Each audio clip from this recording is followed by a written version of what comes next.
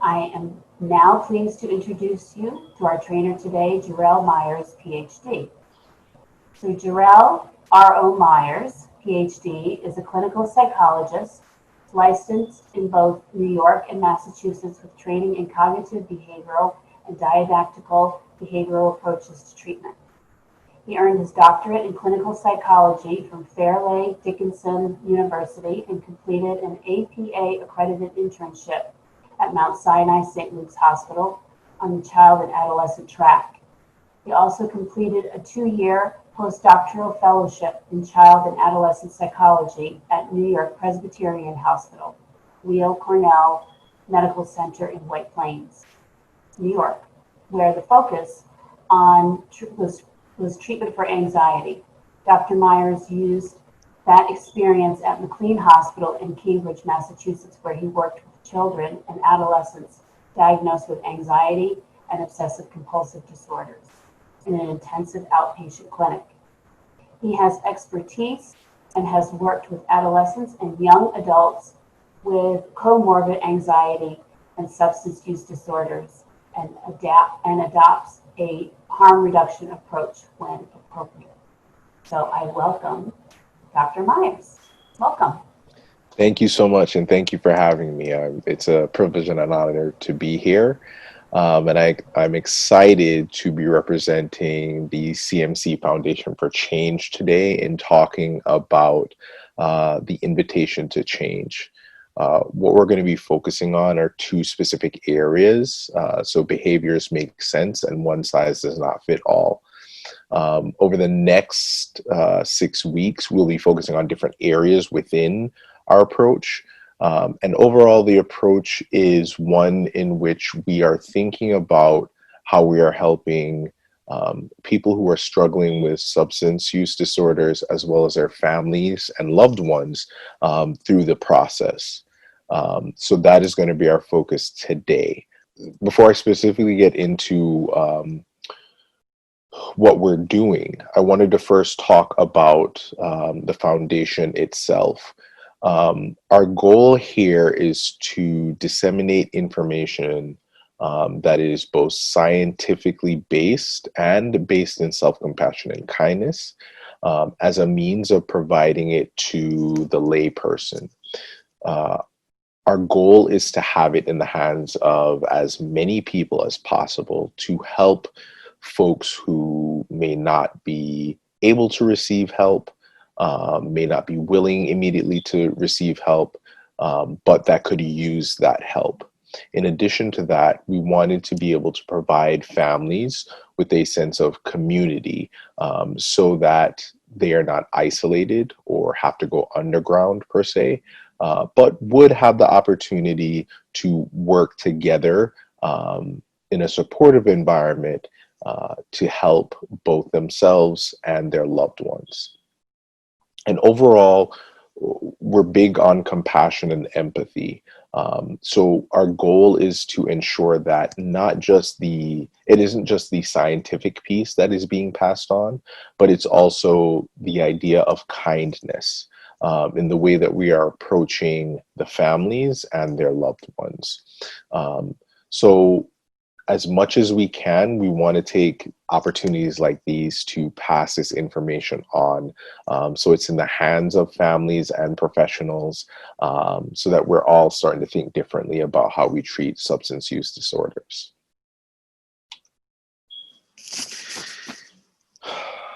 So let's take a look first at what we know about the statistics regarding substance use disorders in this country. And let me start by saying that the numbers in general are staggering. If 25 million people in this country met for the criteria of a substance use disorder, we would multiply that number by 5 for the number of people in this country that are affected by a substance abuse disorder. So we're not just talking about the people who are struggling with use. We're also talking about the friends, loved ones, family members, spouses of the people who are using. And so we're looking here at this slide at the effects on family members, right? This is ultimately a very complex problem because I think in other approaches, we're thinking about it being singled out, but it's not that. Ultimately, families are significantly affected by one singular person using. What tends to happen is that there's added stress within the family, and that added stress can affect a person's work. It can affect a person's physical health. Um, it can increase tension within the family. Uh, and when we're talking about treatment, we're talking about rehabilitation facilities. We're talking about intensive outpatient. We're talking about outpatient. So we're talking also about a financial strain that is placed on the families in and of themselves, right? If that weren't enough, there's also so much stigma that is associated with substance use disorders. Stigma regarding the person who's using, in addition to the families of these people. So when that stigma is presented or felt, you find that families tend to go underground and they isolate. There's a certain amount of shame and guilt that's associated with a loved one or a family member because of the internal narratives that take place there. What does it mean about me as a parent? What does it mean about me as a spouse? What does it mean about this person who is using, my loved one who is using? And more anecdotally, families that we've worked with have talked about increase in blood pressure, insomnia, GI problems, weight gain, headaches. So we're talking about full scale problems that are created just by one singular person using within that family. And going back to the numbers, again, if we're talking about 25 million people, that number is multiplied by 5. So we're talking about a large number of people in this country who are affected at some level or another by substance use disorders. So when family members are seeking help, there are certain boxes that treatment tends to fall into, and you'll see a lot of them here. If you have a family member who has used or is using, or if you're working with families that have someone struggling with use, these are generally the options that they have, right? However, embedded in all of that is a not so helpful understanding of substance use and motivation. The way in which we in the field have looked at it is as a disease model, one in which the assumption is that this person needs to hit rock bottom, or that the family members, friends, spouses need to be tough on them, or these ideas about ways in which we may be enabling them or enabling them their use. But what we tend to ignore is the importance of the idea that everyone is different. And we're not just talking about the identified patient here, the person who is struggling with substances. We're also talking about the parents, the family members. We're all different and we all have different needs. So to assume that we just need to fall into one of these few boxes that have been presented feels very unfair. What's crucial to change is buy-in from both the families and the identified patients. And if there isn't buy-in, then these approaches are going to say, no, you can't do it. The common theme, though, in all these ideas is to have a step away, have a step away from our loved ones, have a step away from the identified patient, have them figure it out on their own. The problem with that is innately with parents, they don't want to do that. They want to be helpful. They want to step in.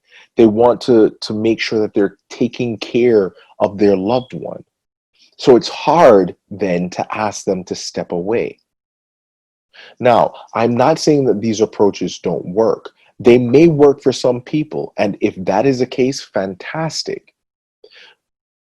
But putting everyone in the exact same boxes tends to be an ineffective way of asking everyone, those 125 million people, to proceed. So we're not just going to be talking about actionable approaches or tools that we can use. We're also going to be talking about the language that we use, right? And this is where a lot of the kindness is coming in. I'm going to play a video or have a video played next. And I want you to take a look at it and think about what the words there mean, how those words make you feel, versus the second set of words that are presented in the video.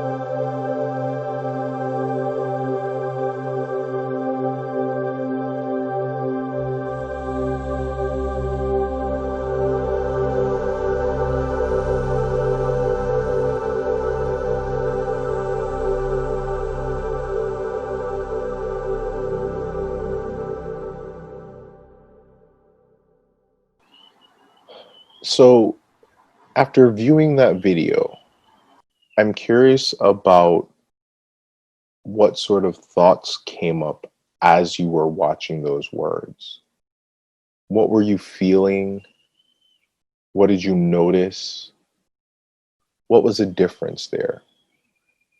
If you'd like, you can feel free to drop a few words in the chat. And if not, it's fine. You can take a moment to meditate on that. So oftentimes when we do this training, some of the feedback that we get from those first set of words, yeah, absolutely, Amy. So many negative words, labels, absolutely. Folks are identifying that those words feel harmful, that they're shaming, that they feel alienating, and they tend to drive people underground, right? They don't open up communication. There's such a negative stigma associated with those words. And as much as we'd like to believe that words are neutral and they don't carry any weight, they aren't.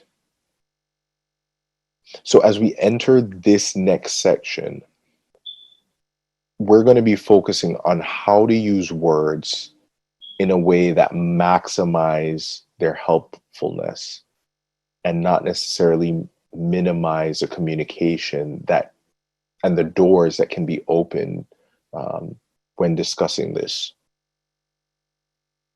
From Gary McIntosh, we can't cause growth. We can only create a climate in which growth can take place.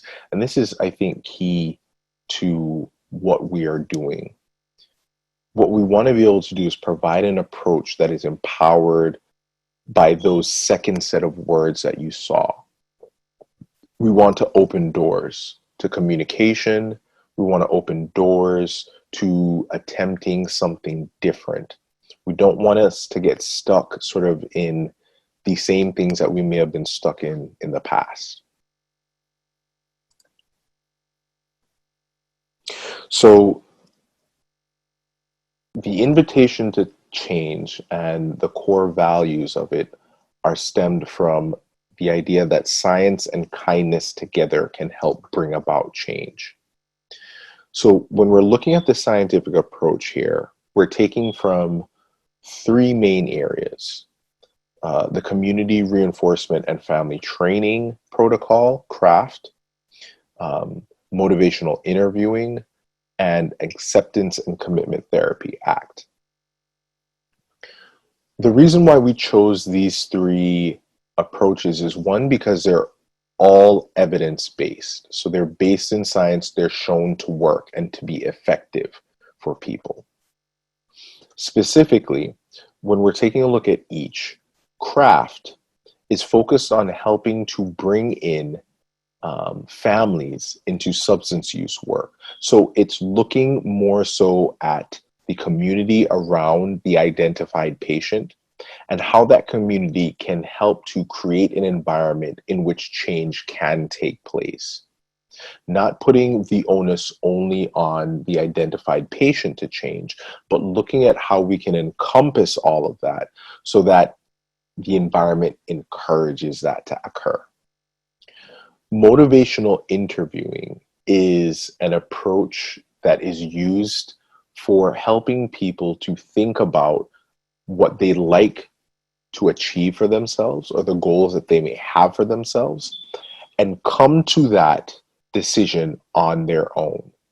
Oftentimes, when working with professionals or when speaking with family members, these identified patients are told that they need to change, are told that their behaviors are destructive, are told that in order for change to take place, they need to do this, this, and that.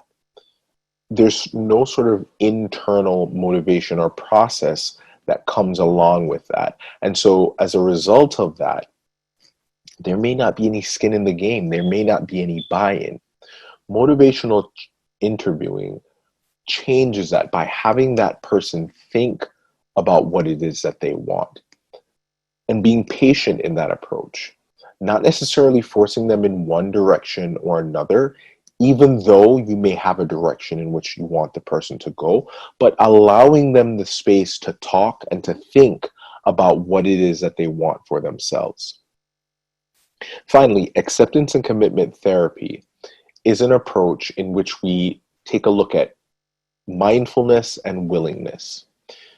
Mindfulness in both the self-care aspect of the family members who are involved, as well as the individual that's involved, taking a look at how you can take care of yourself. There's an understanding, right, based on the slides that I discussed earlier, that these families are affected in many different ways. And what you're asking this person to do is not a journey in changing, it's not a journey that you can take on your own, on their own.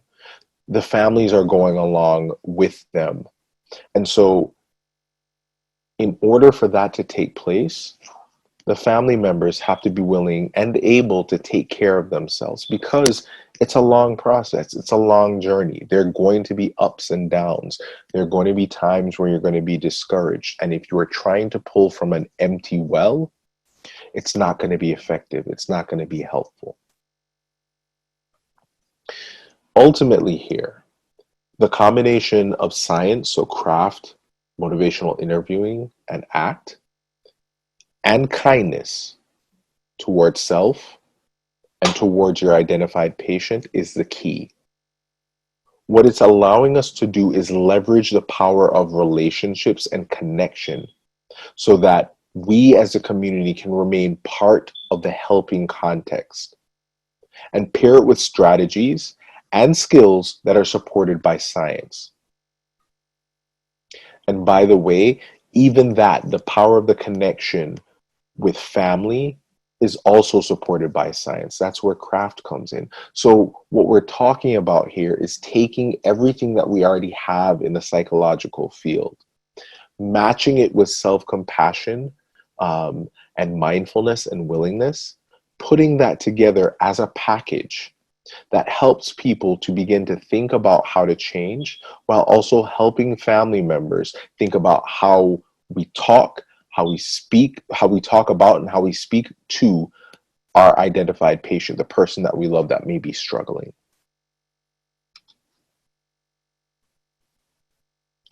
So the invitation to change approach is one in which we're looking at multifaceted ways of helping. We've divided how we're going about helping into 8 separate parts, and those 8 parts fall into 3 different buckets. The buckets that we have, so you'll see them in bold there, are the tools that we think that parents, families, spouses, and loved ones need in navigating this path with their loved one, with their families, and with themselves. So in that first bucket is a bucket of understanding. What we want to be able to do here is understand behavior and the process of change in a new way. Your loved one's behavior and the process of positive change is by taking that on, by looking at that, it develops an understanding that leads to compassion. What we want to be able to do is understand why they're doing what they're doing, what it is that keeps it happening over and over, regardless of the consequences that may be associated with it. And that builds compassion and empathy. If I understand what you're doing and why you're doing it, I can at least make a link in the process and begin to develop new thoughts or new processes that may help you in an effective way. The second bucket is awareness, and that's attached to self-care. So what we're asking parents and families to do here is to learn to include themselves in the whole journey. What we want you to be able to do is to treat yourself with compassion and to be able to give the process time. Now, the idea of self-care here is completely empty if you're not including self-compassion at the core of it. So you could be doing all the things that you normally do to take care of yourself, but if you don't have compassion for what you're experiencing, what you're going through, and you're just beating up on yourselves, then that sort of thing goes in vain. The third piece is a piece that I think most people want to get to first, and that's the action piece. These are the tools that you're going to use to be helpful to your loved one. You're also going to be using new tools and powerful tools in new ways to communicate. And you're going to be learning new ways to encourage positive behaviors. Ultimately, what we're talking about here is we're giving you the skills and tools that you're going to use in conjunction with the understanding that you've gained in that first bucket and the way in which you're taking care of yourself in that second bucket to help your loved one. Each part of this is feeding back into the entire system. And any part of this can be helpful at any point along the way. So for example, knowing that you're noticing yourself and taking care of yourself is helpful. And that's an important part of the process every single day. And that could be part of everything else that you are doing as a parent as well. So not just in helping with this process of change, but also in your everyday activities. What we're asking people to do is step away and challenge themselves in a major way. So we're going to be starting with the most powerful part of this process, which is understanding your loved one's behavior in a completely new way and understanding why change is difficult, not just for them, but for all of us. Because throughout this process, we all will be changing. So as you're aware of, we're going to be covering behaviors make sense and one size doesn't fit all. And if you'll take notice, that's in that understanding bucket. With behaviors make sense, the first thing we need to understand is that we all do something for some reason, and we repeat or increase that behavior if something good happens. And that could be an external outside good. So I get an A on a test, I get praise from my parents or from my teacher, or for inside good reasons. So I feel good about myself for getting an A on that test. We also decrease those behaviors or stop them if there is no motivator, if there isn't that inside or outside good thing, or if something negative happens. So in this way, behaviors make sense to the person that is engaging in those behaviors, the person that's doing them. Ultimately, what we're going to see here is that substances do good things for people, and that's why they use them. But if we're going to ask people to change, it's important to remember two things here. One is one size doesn't fit all, and that's the other piece that we're going to be talking about. It's very important for us as a community to understand why it makes sense to that individual, to your child, to your loved one. Because each person has things that are more important about their substance use and things that are less important about their substance use. What specifically makes sense to them and why matters a lot to both in the old behavior that you're hoping to have them change and in the new behaviors that you're encouraging them to replace the old ones. But do those new additions help them, give them something important? Does it work in similar ways to old behaviors or often some new good stuff? And then the third piece is ambivalence is normal. And that is the piece that we'll get into next week. That's the piece that I'll be presenting on next week. So I won't go too deep into that now. But what I want you to get at least from this is that we're going to be trying to understand why a person is doing what they're doing and what they're getting out of it. And then thinking about what it is that we can do in the process to begin to help them change. Does it need to be in one of the boxes that has already been presented when we are approaching treatment, or do we need to be thinking about it in a new and different way for that individual? So this here is a pictorial representation of the three boxes. And within those boxes, you'll see that they have individual pictures there, right? Each picture is representing a different spoke in the wheel. So we're going to be focusing in that, I guess it's light blue area there, helping with understanding on the first two pictures. Looks like the person who's burned their hand on the stove and the picture of the shoes. But what I want you to know from this is each of the spokes are the specific topics and the connective concepts are attached to learning that requires practice. And that's what's in the middle there, the picture in the middle, where we encourage people to practice, practice, practice. There is no expectation that once you've learned this, You'll be able to incorporate it immediately. It'll be like using your right or left hand that you've been using for decades. No. Our expectation is that it's going to be hard for you, but that through practice, you'll become better and better and better at it. In addition to that, what's going to be happening is as you're having compassion for yourself, practicing that, you're also going to be developing compassion for your loved one.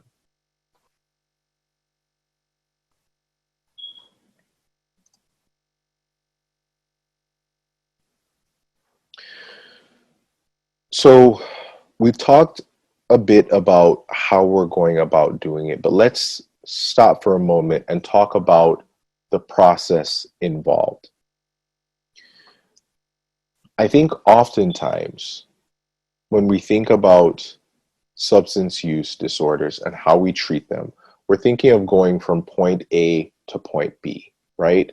So you have to go to Al-Anon, or you have to go to AA or Nar-Anon, right?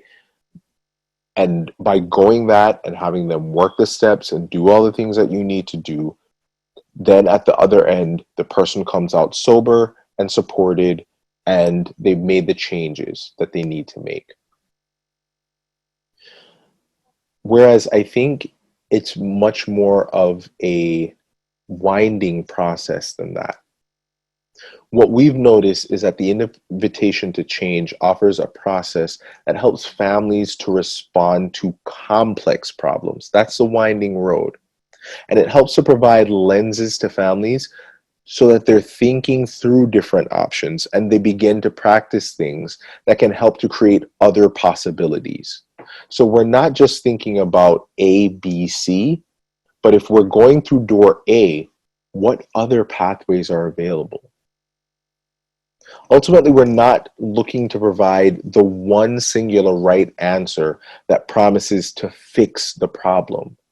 What we're thinking of doing here is creating a process specific to this person that is going to help them continue down that journey.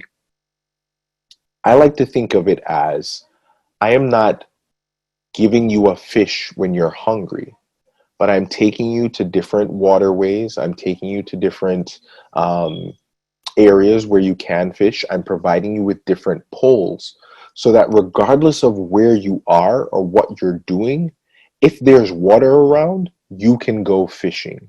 You can feed yourself. That's what we're trying to create here.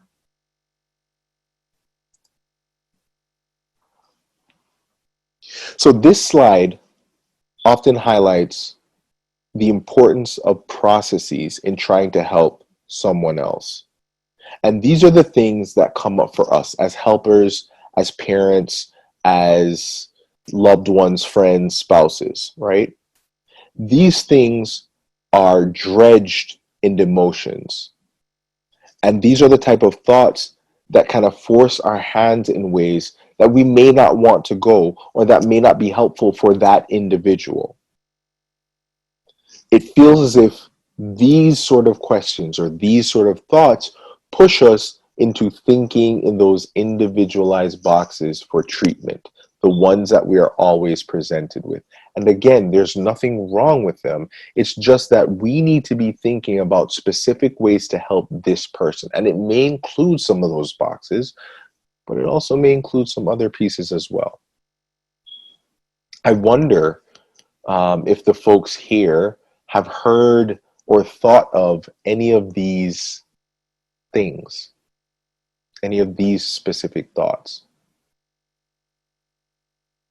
And if that's the case, again, there's nothing wrong with that.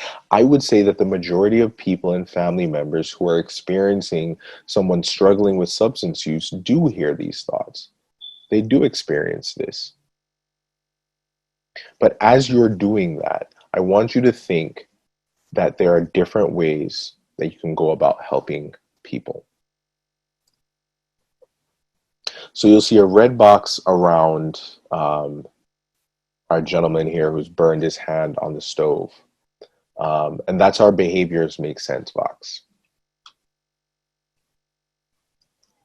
So what do we tend to hear? Right?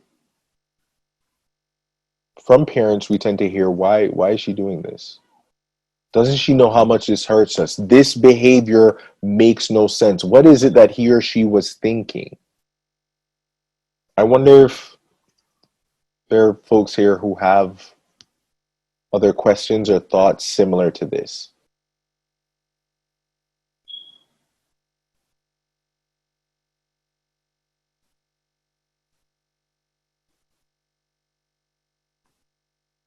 If there are, fantastic. You're in the right place. Here's the thing.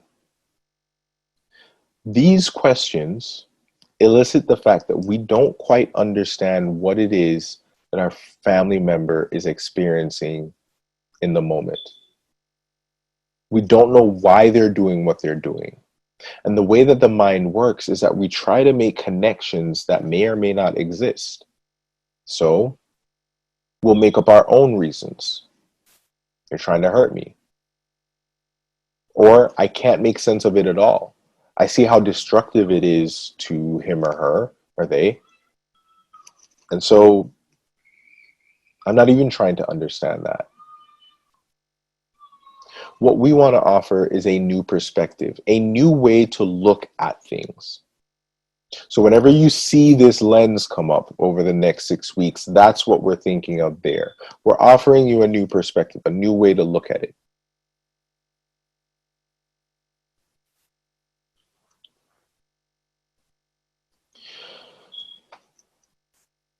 If your loved one's using was as destructive as you see it, and that was all they were getting out of it, wouldn't they have stopped already?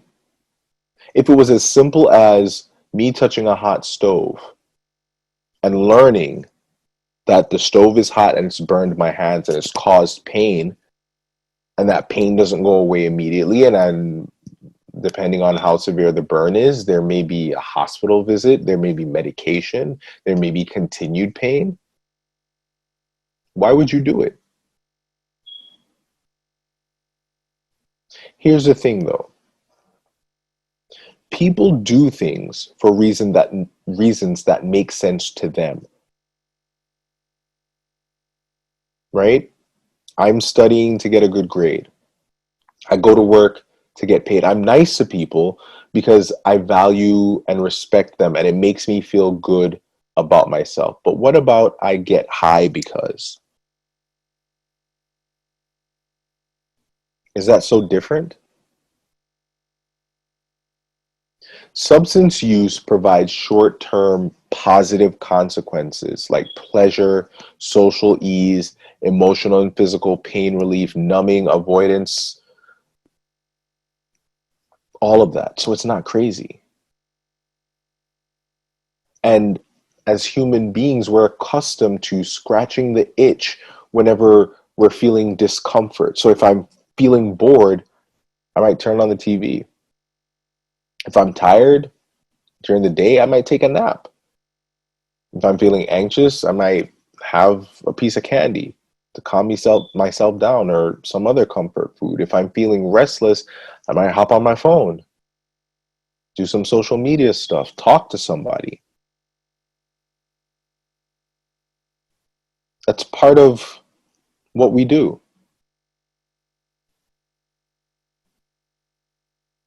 It can be hard for us to understand why a person behaves a certain way, whether you like it or not. And in spite of the fact that we have thoughts like it's morally wrong, or it's dangerous, or it's disrespectful, it doesn't matter because that person is getting something out of it. And those observations that we have can make us lose track of how these behaviors could possibly make sense to the person engaging in them. Absolutely. I mean, whoever is talking to this person needs to be ready and open and welcoming for whatever answers may be coming up, whether you approve of those answers or not. And we engage in conflicting behaviors all the time. If you're dieting, Why would you go to Baskin Robbins or Cold Stone? If one of your values is telling the truth, why might you tell a white lie? If you're a smoker, why would you continue smoking if you had a cough? What is it that causes us to act in contradiction to our virtues and our values? Well, that thing is reinforcement. That's the thing that we get out of it. In each situation that I just described, there is something that that person is getting out of engaging in the contradictory behavior. If you're dieting, you may celebrate losing 10 pounds by going to grab one scoop of ice cream. If you have a really bad cough, but you need to settle your nerves, you might be willing to worsen that cough in the moment and smoke. If your blood pressure is high and the doctor has said you need to exercise, you may not feel like it. Or you may not have the time for it because of how hard you're working. And you may get a raise because of that. And so that reinforces you not exercising. By having a specific set of lenses to understand difficult behaviors, what we begin to do is open certain doors that provide room for us to be helpful.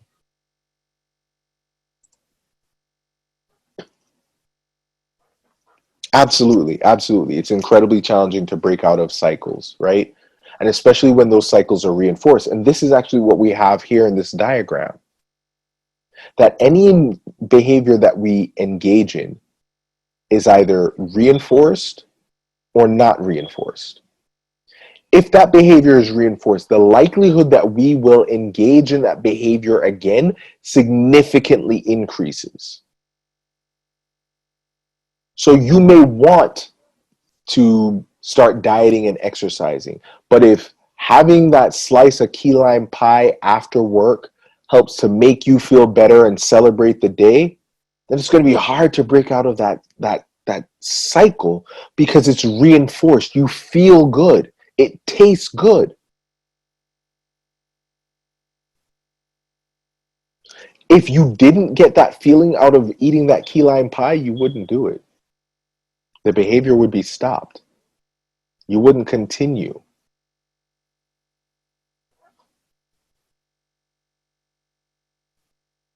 So reinforcement in this entire section is a huge concept.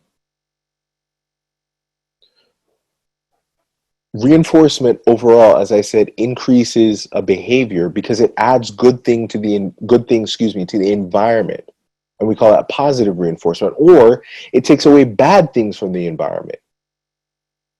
The environment that we're talking about here could be the way that you feel inside. It could be the emotions that you're having, as well as the physical environment that you may be experiencing. So adding good things to the environment can be something as simple as adding increased self-esteem.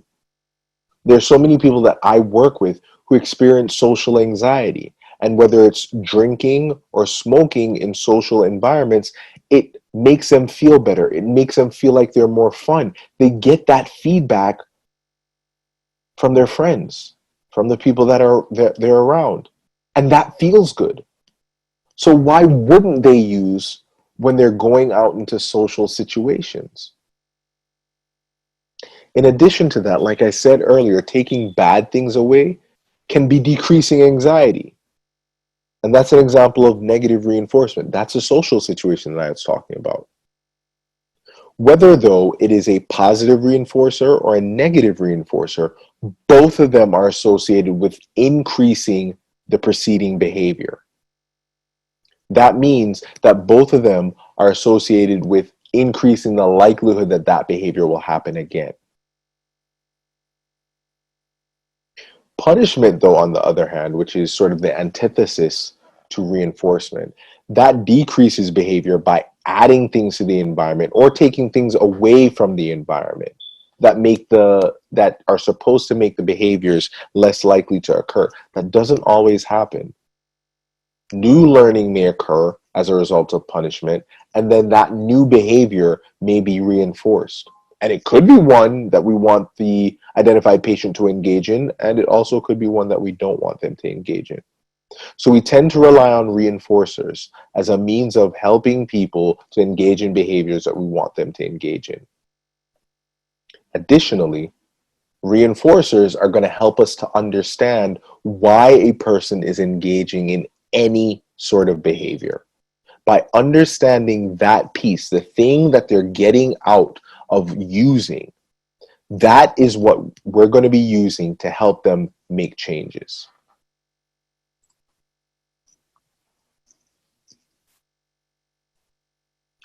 So what if I told you that I had something in my possession that I could give to you that might help you to mellow out, that would make you feel good, that might decrease the amount of pain that you're experiencing, that'll help you socialize, that makes you more funny or hilarious to your friends, that helps you to face the day? Would you want that? Would you want some of what I would have to offer? Absolutely. And what do we think about the desire to feel these ways? What do we think about wanting to have these experiences? Doesn't it make sense? And not only does it make sense, but we would want to support our friends and family members trying to achieve these things. Because all of these things on this list are natural, totally reasonable, and they're admirable human strivings. They're things that I think we all want for ourselves.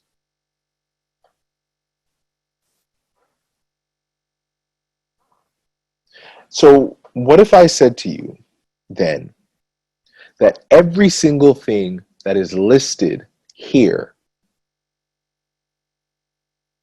is achievable with a substance?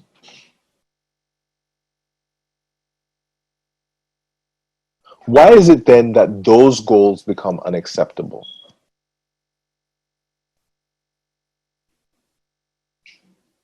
See, these are the type of things that make sense to people when they're using substances. And there are different emotional reactions that we can have to some of the different reasons that people have for using substances. But is that true for every single item on this list?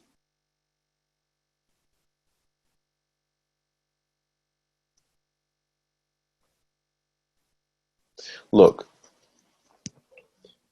we can look at this as things that we all want, and we can also look at them as excuses. That's fair.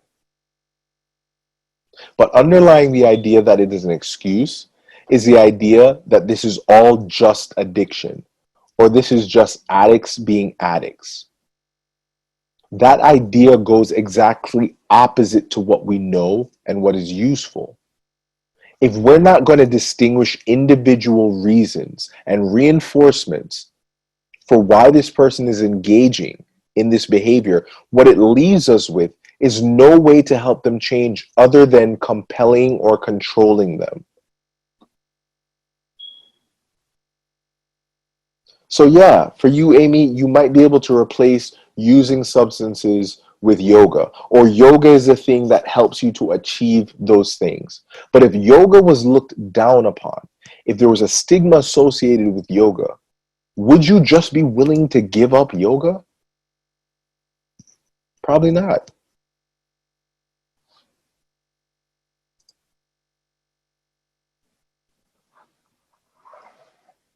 So look,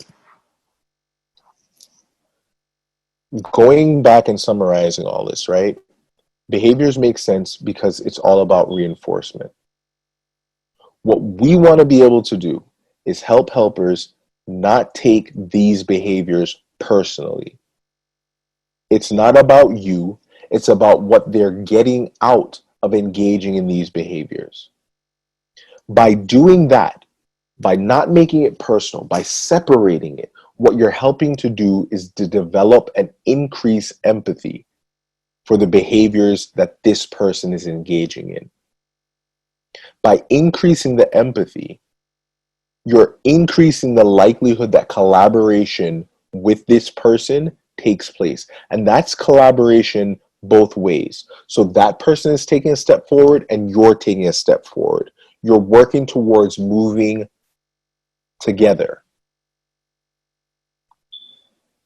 It also helps us in coming up with solutions.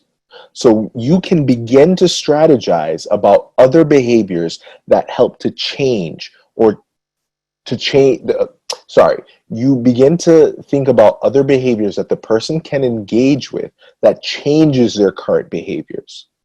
For instance, if I know that it is very hard for you to achieve the goals that we looked at on that list on your own, and that only substances help you to do it, I might introduce you to yoga if that's something that you're interested in. I might introduce you to the gym because you might be able to get something out of that. But I'm going to be more open to thinking about things that can help to replace what substances do for you, so you're still able to achieve those feelings and those things without the use of substances. And finally, and one of the most important pieces here, is that it destigmatizes substance use. We're taking away the shame and disgrace of use because we have a better understanding of why you're doing what you're doing. Now that I understand that, I'm not looking at you with embarrassment. I'm trying to help you change your behaviors. So Dr. Carrie Wilkins, who's one of the founders of the foundation, did a short video for us a few years back, and we wanted you to take a look at it. This actually was created for the Partnership for Drug-Free Kids. And so the parents and the kids in this video are coaches who themselves have lived experiences with these issues and have employed the skills and strategies that we discussed. So why don't you guys take a look at this video? The idea that behaviors make sense is really contingent on that ability to step back and think. People use drugs or alcohol because they have an effect that they like. It's compensating for something in their life that they're not able to achieve in any other way. My son always chooses to smoke pot when he's with his friends. Maybe he can't deal with peer pressure. Maybe he's socially anxious. I didn't feel purpose in my life. I got left out of stuff. I felt insecure. Self-medicating for them filled those holes. It helped solve a problem for them. To really kind of recognize that and then think, what else do I want to reinforce? What else would make my kid feel good about himself? What might make it easier for my kid to engage socially? I think it just helps people think about substance use as a behavioral strategy versus just trying to be mean or get back at you, because that's really just not usually the case. So in that video, you got a chance to kind of hear how the changes that we've been talking about take place, and how the mindset as well takes place. Mindset changes take place. All right. So this is a photo of a woman running a marathon. Why would anybody put their own bodies through that? I can't remember exactly how many miles it is, but I don't even like running for a mile, and I got a bad knee. I cannot imagine trying to run for, thank you, Amy, 26 miles. That sounds insane. But now that we've started to think about reinforcers, we're starting to think about why behaviors make sense. We're starting to think about opening doors. For the individuals that you're working with, for your family members, what do you think it was that makes sense for your child, your loved one using? Why might that be happening? what is it that they may be getting out of it? If you'd like, I'd love it if you could type some stuff up in the chat. Or if you'd like, feel free to say whatever you're thinking. But what are some reasons in general, even if you don't have a loved one currently that's using, why are people using? What are they getting out of it?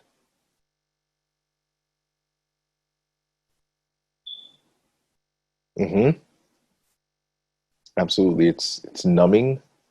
And especially now, as we're experiencing everything with the pandemic, and how difficult it is, trying to manage the political landscape, knowing that it's going to start getting darker and colder soon.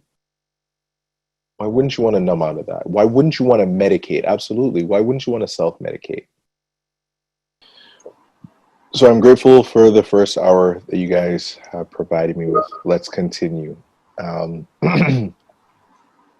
So a Scottish proverb here. The thing is, the thirst that we may have, the desire that we may have to feel comfortable, to self-achieve, is honorable and totally understandable. But the ways in which we may get there may not be. So just to kind of continue bringing home this point, the narrow view of focusing just exclusively on the behavior can miss the bigger understanding when the context of the behavior is included. So how do we go about doing that? With practice. And it doesn't matter whether you're just sort of starting out, whether you're later in life and you're trying a new skill, whether you're a professional at it. Practice is a thing that is going to help this become almost like second nature to you. This is a thing that's going to help you develop the skill further and further, so that ultimately you're able to use this without thinking about it.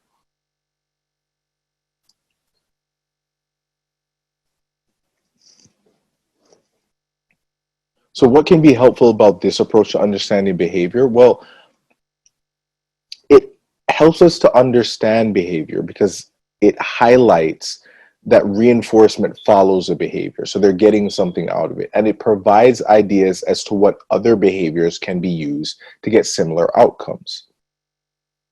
By using this way to get information and making sense of the behavior, we can help parents, loved ones, treatment teams take it less personally and think about ways of helping, which can be a harder stance if one sees it as a personal attack or cannot make sense out of it.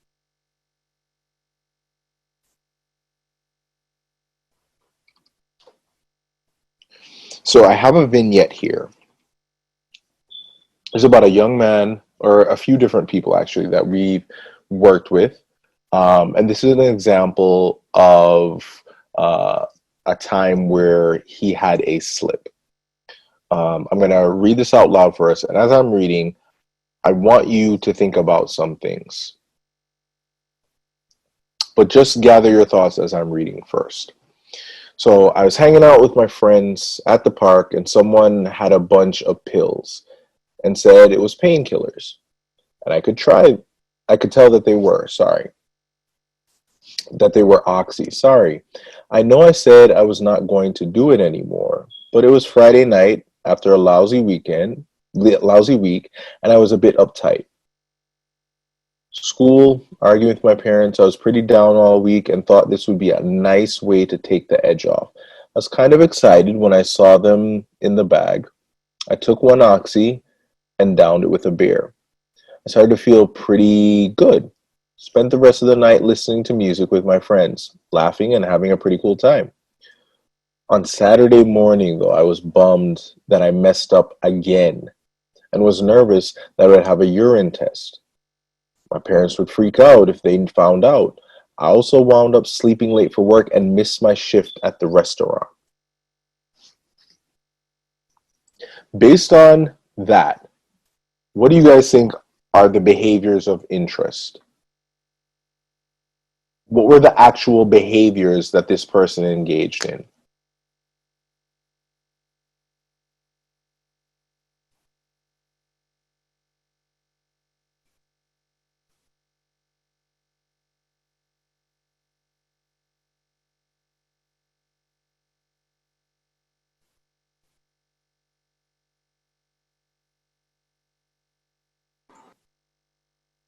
So you had the beer, had the oxy, right? Looking at that in a vacuum, of course his parents would be upset with him because all it looks like he did was recklessly take some pills, drank a beer just so he could hang out with his friends, right? But no behavior exists in a vacuum. So what were the things that happened before the behavior, and what were the things that happened after the behavior? So I'll go back to the vignette here. What were some of the things that happened before the behavior? What happened after the behavior occurred? What's the context here? Absolutely. He had a rough week.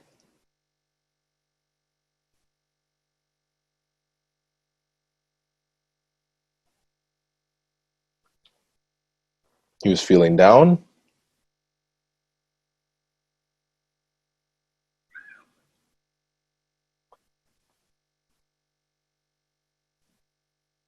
Yep, arguing with parents.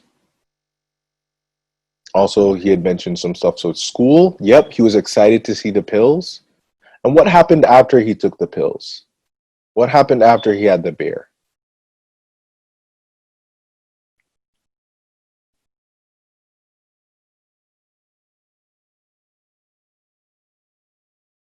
Yeah, he was rewarded with feeling good. He got to listen to music with his friends.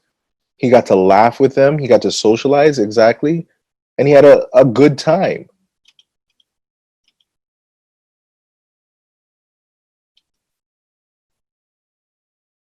So if we're just strictly looking at the initial behaviors, right? So as a dog is sliding down the slide, or the dogs are sliding down the slide, right? And the after effects, they help to provide context of taking the oxy and having a beer.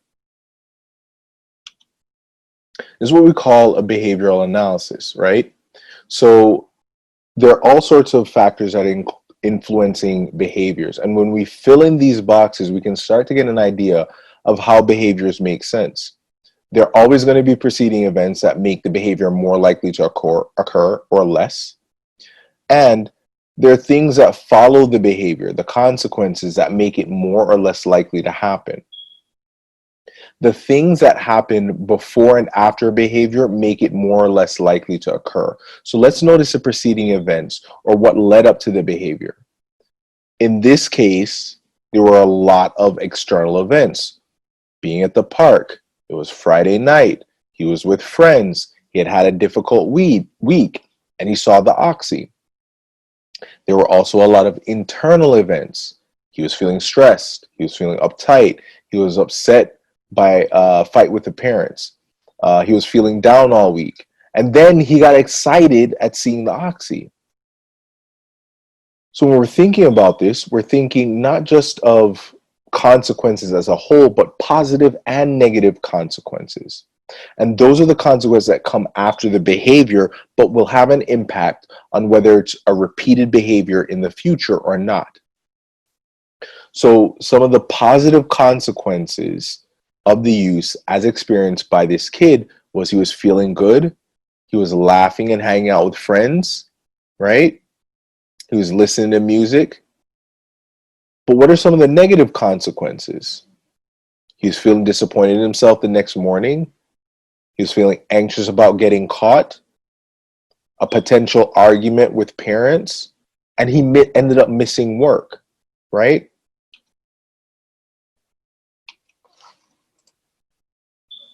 Oops, sorry, ran too far ahead.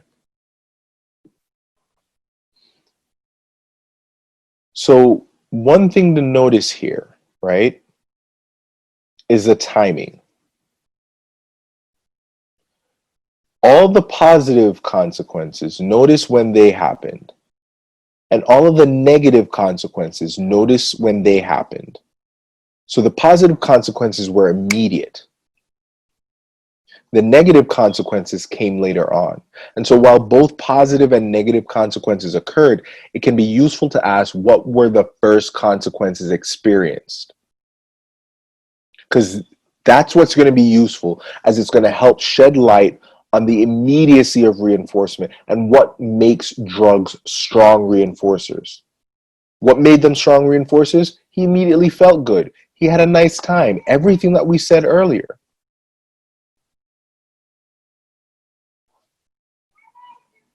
So thinking about this, taking a second, considering all of this, right?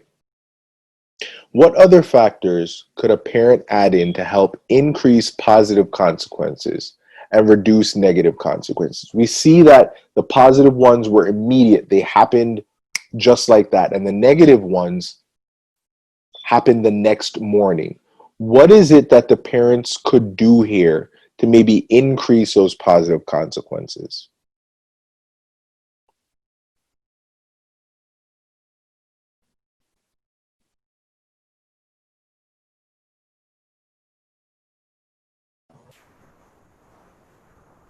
What about possibly talking to him about his week? Noticing that he had a tough week. Giving him the space to share about it before it got to Friday.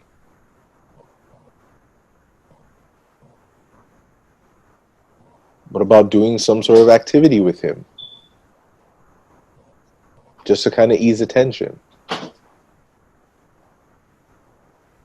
And with regards to the negative consequence that happened on Saturday, does it have to be an argument? I don't think so. But that changes the way that we're thinking about how we deal with substance use disorders. It's not what we're accustomed to. Ultimately here, the context is what's going to help us to change, right? When we understand everything that has happened here, both the preceding events and the consequences as a whole, it helps us to think differently about why the behavior happened and what we can do, what doors have been opened up, what solutions may be available to help this person not necessarily engage in those behaviors in the future. What alternative options are available based on me making sense of you doing what you did? Having that steady system of social support is going to be important for someone who's using, because they're accustomed to that instant gratification. They're accustomed to getting something really positive out of using, regardless of what the destructive or negative consequences may be. It helped him to enjoy that night. That's what was important to him. And while he may have regretted it in the morning, if it helped him to enjoy that Friday, there's a chance that it will help him enjoy the following Friday. So Jarell, I have a question for you. Sure. If you are a parent and it's the next day, it's Saturday, and your Mhm. child has missed work, and you know that they are having a urine test coming up, what's the best way to sit down with this child and sort of go through the consequences with them without it turning into an argument, which Yeah. seems like that's usually what happens with this family? So that's a fantastic question. And no offense to you, but there's already a problem in the way that you ask the question, right? Because we're thinking about the quote unquote best way, as if there's one singular best way to help that child identify the consequences and move towards making changes in the behavior, right? I didn't give enough detail here for us to fully understand what it is that may work versus what it is that may not work for this specific kid, right? So we don't necessarily have a best way. For those parents, it's going to be not just about understanding the behavior as it relates to substances, but also understanding why this kid is engaging in whatever behaviors may be occurring as a whole, right? By sitting down and having a conversation, as opposed to coming in with whatever emotion you may be experiencing, feeling disappointed, feeling angry, feeling frustrated, feeling upset. You're actually opening the door for a conversation as opposed to an argument to occur. He was already anticipating conflict because he was anticipating that his parents would be coming in with those emotions.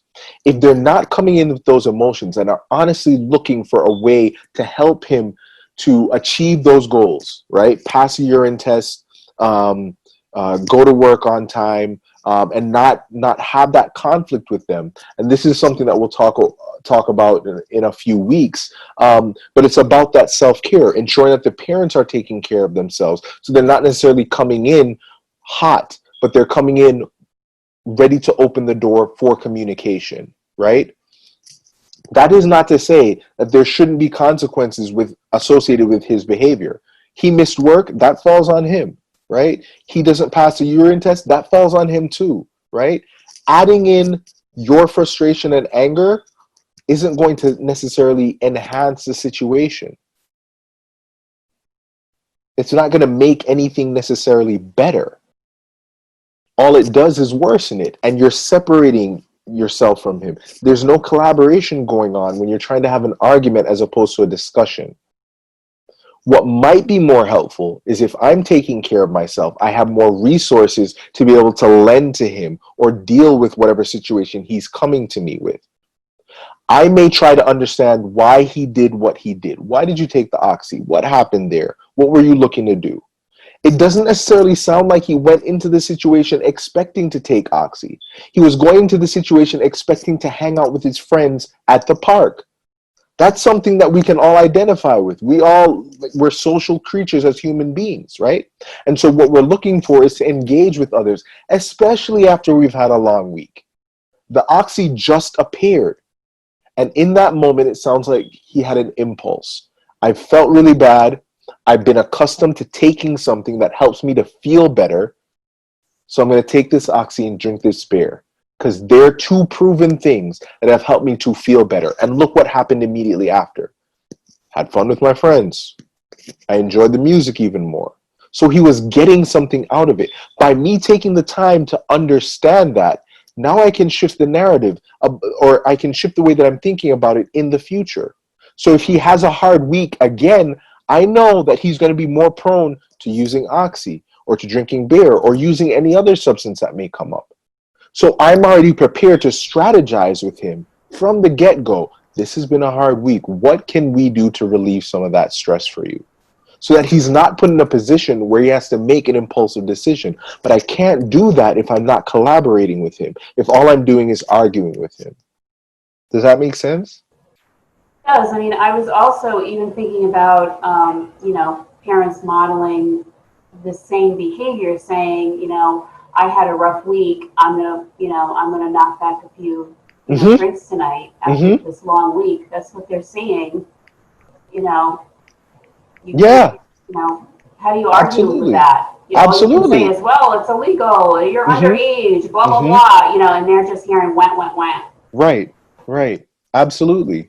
Which is again why all of these pieces are so integrative, right? We talked about self-care and in the awareness piece, because you have to be taking care of yourself throughout this entire process. It is going to weigh on you. Think of it as an added piece to your plate when you're already focused on work and taking care of your family and the bills and this and that. It's something else that you need to take care of. And if you don't have enough resources to do that, then you're not going to be able to do so effectively. And we want to make sure that whatever we're doing here, we're doing it in the most effective way possible. Again, we're considering the fact that all of this takes practice. I cannot expect that you've heard this from me today and your son comes home and does that, and you go straight into, I'm trying to understand why you did what you did. My expectation is that you're going to engage in the same behaviors that you have been engaging in. I can't blame you. But the more and more that you practice this, the more and more you try to get a better understanding of what's happening, is the more and more that you build your own empathy.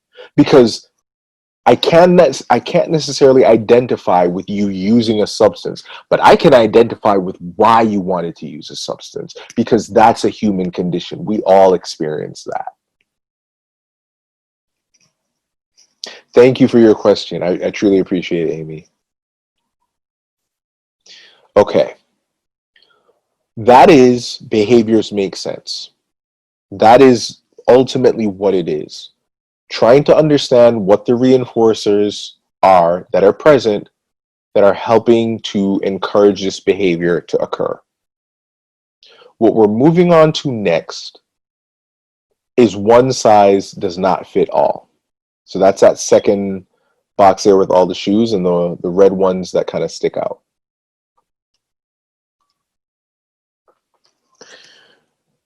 When we're viewing substances through the lens of behaviors make sense and the reinforcers that it highlights, right? That when what people are getting from substance use can be different. Thus, there are many roads into substance use, and the evidence that we have highlights that there are many roads out of substance use. That ultimately means that there are a bunch of different pathways that are to recovery, and that's going to be the key. But unfortunately, that's not usually what the culture is offering. Again, we go back to those boxes that we're talking about in the beginning, the ones where everybody is sent to. And as I said, that may work for some, but it may not work for all. If we're taking the approach that all behaviors are making sense, we're opening up doors to look at what other sizes may fit for this individual, just in case the sizes that we have in front of us don't fit.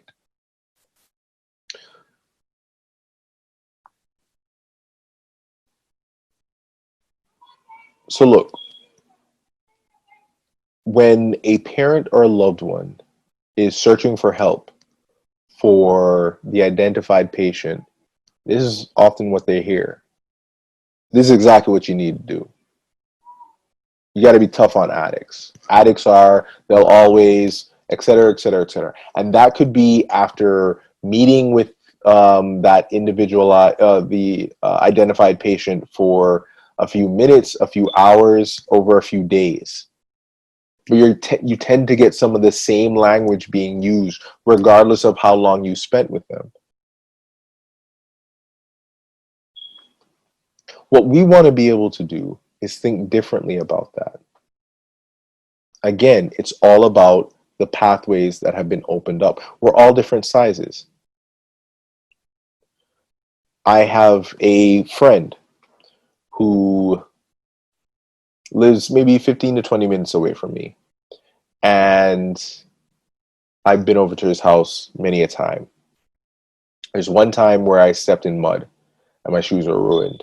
Like literally caked in mud. I could not get into my car. I couldn't walk through his house. None of that stuff. What does one do? Well, I asked to borrow some shoes from him. And he was able to bring down the shoes. No problem. He's got a ton of them there at his house. I'm a size 13, though. Not a ton of size 13 people out here. And he was a size 10. No matter how much I wanted to try to squeeze my feet into those size 10 shoes, it wasn't happening without me damaging the shoe. So even though he's provided a solution to my problem, it's not a solution that would have worked for me. And I'm appreciative of the solution, but it wasn't going to happen.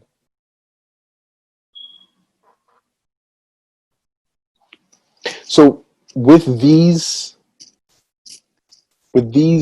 solutions,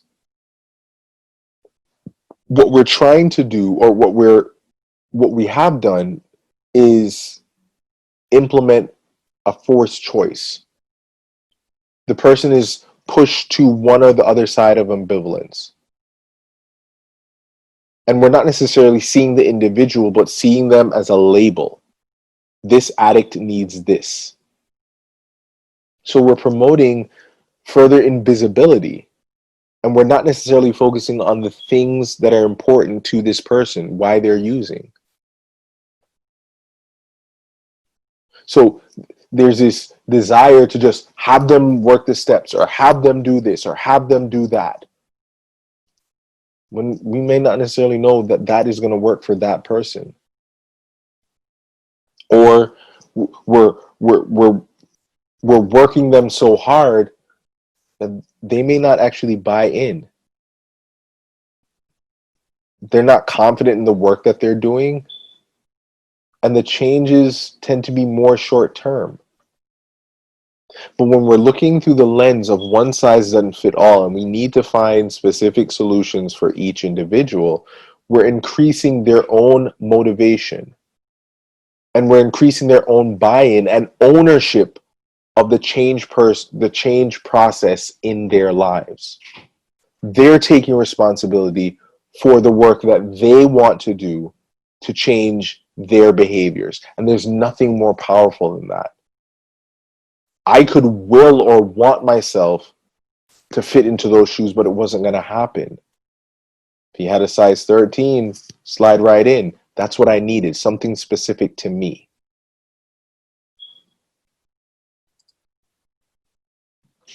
So imagine you go out to a fancy restaurant, you and someone that you care about. And in that restaurant, the menu that you get says this: nothing but cheeseburgers. If you like cheeseburgers, fantastic. It's a perfect restaurant for you. What more do you need? But if you don't like cheeseburgers, are you actually going to return to that restaurant? Would you stay there and eat a cheeseburger, or would you leave?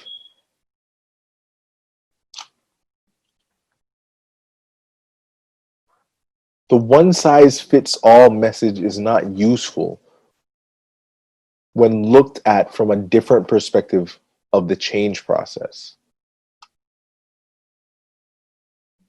We have an understanding that behavior is complex, and when it's labeled as complex, or when it's labeled, it can give the impression that that behavior is the same for everyone. But we all know it's not. What is reinforcing for one person may not be reinforcing for another, and one person's substance use may serve a different purpose for another person. This highlights that change will be different for different people. Now, from person to person, certain reinforcers are more important depending on their age, what their personality is like, etc. So it's not only important to know and identify reinforcers for your loved one, but to know that their age matters. So if we're talking about an adolescent, certain issues matter and are more powerful when they're reinforced by autonomy and control, or by self-esteem, or by them being able to regulate their emotions, or them feeling as if they have a sense of belonging. And that may be the case for adolescents, but that can traverse as well into adulthood.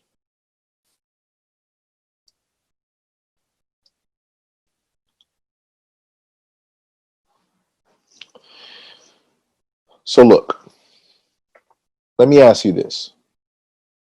If a person came to you seeking substance treatment, and they said to you, I'm depressed, I'm prickly, I'm from a divorced family, I'm anxiety-ridden, and I'm shy, would you treat them with the exact same way that you might treat someone who's reporting to be impoverished, almost done with college, not from a divorced family,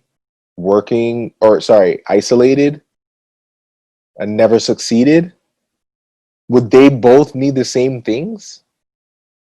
Would you treat them differently? What would be different? They have different needs. And there are going to be different things that are motivating or reinforcing for them. Absolutely, and they're going to have different goals for themselves. So if I was to just put them both in the exact same box, I would be doing them an injustice. I would not be servicing them well. Again, this is going to take practice.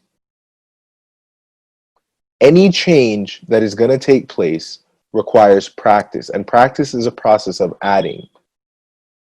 So we're not unlearning something, we're learning something new to add on to what we already have. That doesn't happen by just hoping or wishing that it'll take place. Practice is going to be the key to achieving any new behaviors that we have talked about and that we'll talk about over the next few weeks.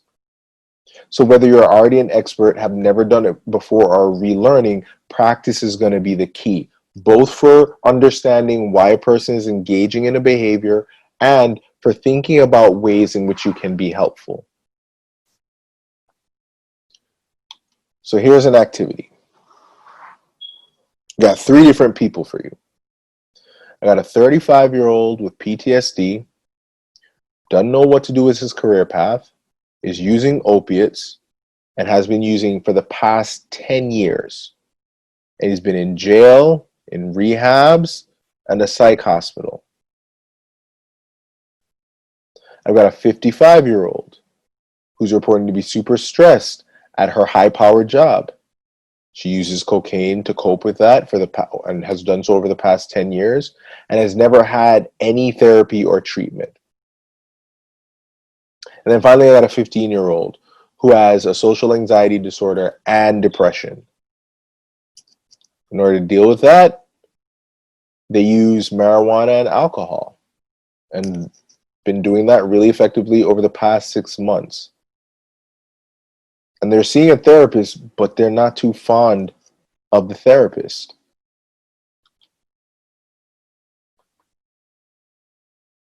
How do I sound to them saying, all of you, every single one of you, all 3 of you just need to go to wilderness camp. That'll fix it for you.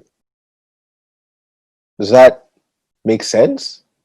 Is that what all 3 of them need? Is that going to feed into why their behaviors make sense to them? Maybe. But my guess would be probably not.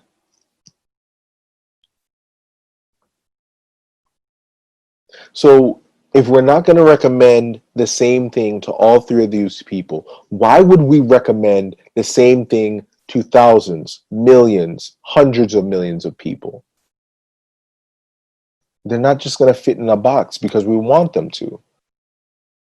Each person is going to need something different. So,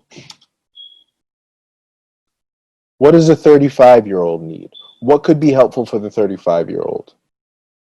Any ideas or thoughts?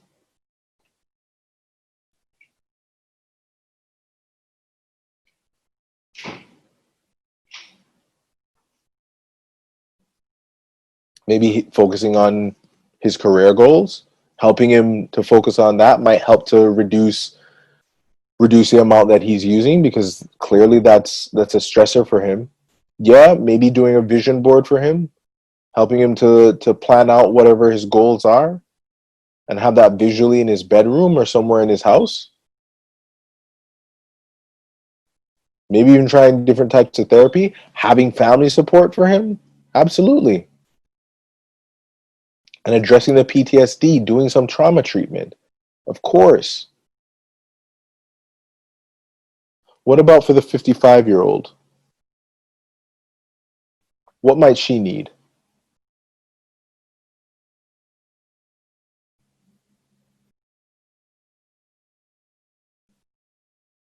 Maybe it might be helpful for her to seek out treatment, try an outpatient therapy. Yeah. Where she might develop skills to cope with some stress. Absolutely. Absolutely. Yoga could be super helpful. Yoga could be super helpful for her. And what about the 15-year-old? What might the 15-year-old need?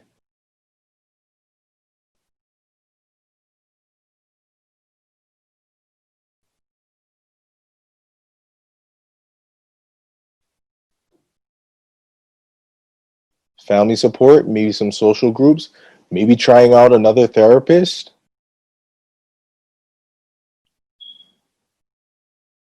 A bunch of different options. And this is just based off the limited information that we have on these three people.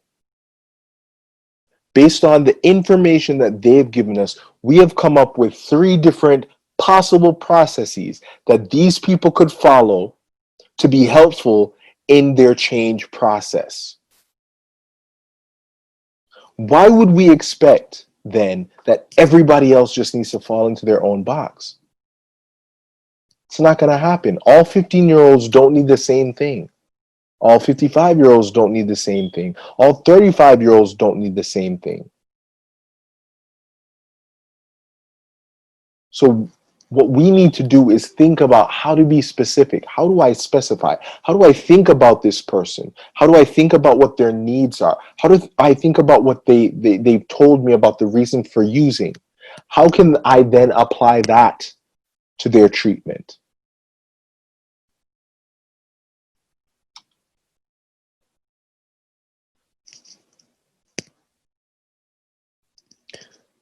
Understanding is going to be based on how things are viewed. On one end, one person is seeing 3 blocks, the other end, a person is seeing 4.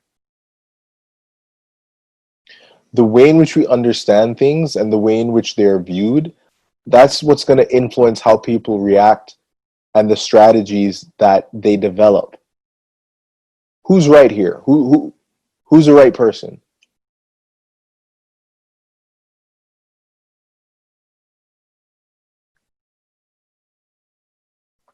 Both. There isn't one answer. But if we're looking at the fact that there can be more than one answers, we open up possibilities, because then several answers are allowed to exist. And the process is more about a collaborative approach than just looking at one side or the other. This is a perspective shifting approach.